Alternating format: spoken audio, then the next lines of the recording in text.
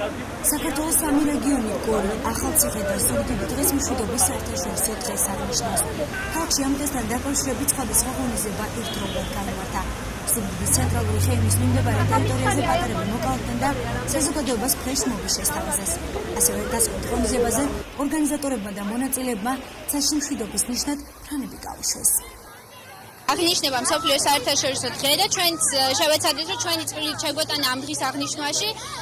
ჩავატარეთ საინფორმაციო საგანმანათლებლო შეხვედრა, რომელსაც სტუდენტი და ახალგაზრდები ესწრებოდნენ, სტუდენტები, სხვა საზოგადოების სხვადასხვა ფენის წარმომადგენლები, იყო ფილმის ჩვენება და გაიმართა დისკუსია.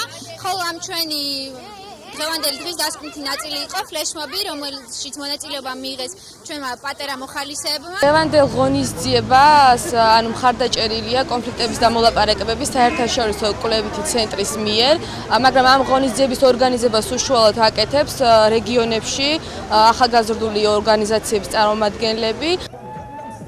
მონაწილეები დღევანდელი დღით კმაყოფილები არიან. პატარებმა სლოგანი მშვიდობა ღიმილით იწყება, კარგად გაითავისეს და მაყურებელს საჯაროდ მიმართეს.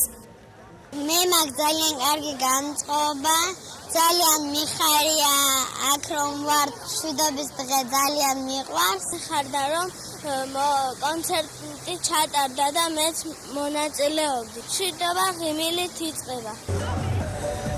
მშვიდობის საერთაშორისო დღე გაეროს გენერალური ასამბლეის მიერ 1991 წელს დაარსდა.